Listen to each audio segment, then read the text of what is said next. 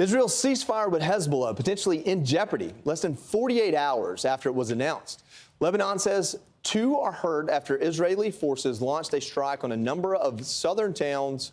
This is in response to what Israel says were actions that violated the truce. Here with the reaction is former Secretary of State Mike Pompeo. Mr. Secretary, thank you for joining us this morning. We look at this and we say, you can't make it 2 days in a ceasefire. This is not going in the right direction. What are your thoughts on it?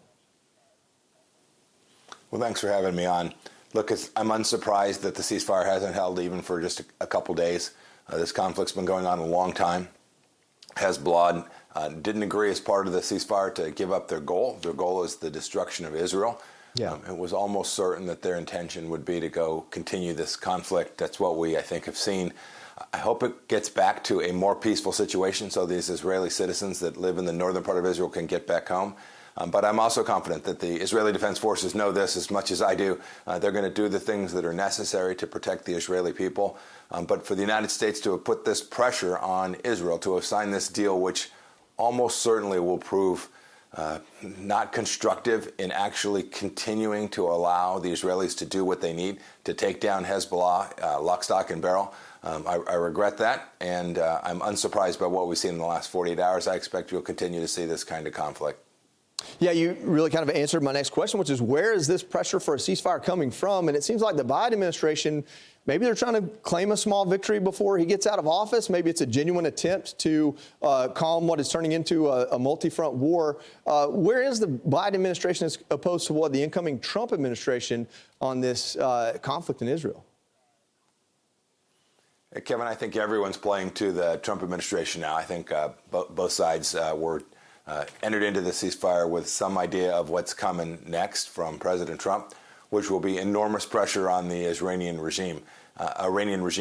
That's the difference. The Biden administration has been trying to get the Israelis to stop defending themselves for now over a year. There are still hostages, American hostages even, Kevin, held in Gaza by the Iranians today. They're proxy Hamas, holding them directly. Yeah. This ceasefire in the north is a Biden administration's last-ditch attempt to say, see, look, we did something. We solved a problem, frankly, a problem that they created the conditions for, sort of like the arsonist putting the fire out. But make no mistake about it, the conditions haven't changed. The Iranians are still trying to destroy Israel and the United States of America.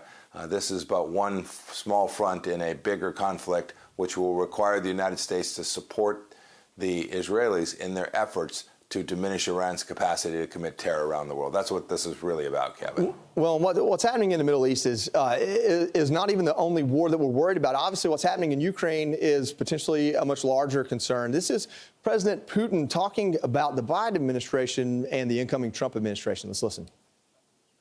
It's possible that the current administration wants to create difficulties for the future administration.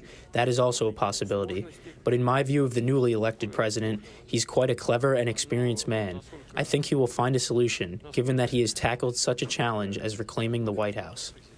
Okay, take the partisan politics out, right? The left will say, well, that's proof that they're cozying up or things like that. If we just look at what's happening, so Ukraine uses American-made missiles further into Russia than previously thought they would or could or were allowed to. In return, Russia fires back. My question is there any chance that President Zelensky is trying to bait the U.S. into this war before Biden leaves office?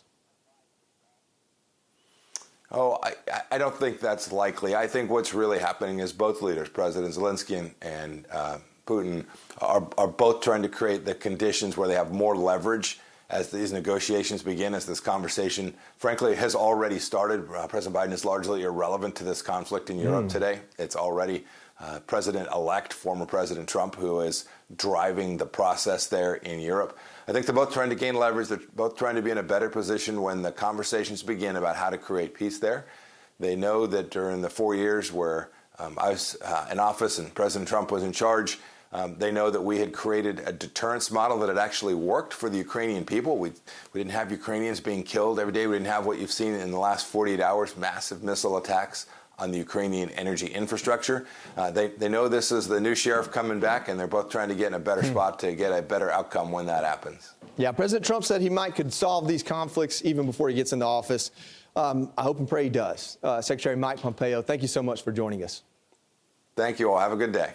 I'm Steve Doocy. I'm Brian Kilmeade. And I'm Ainsley Earhart. And click here to subscribe to the Fox News YouTube page to catch our hottest interviews and most compelling analysis.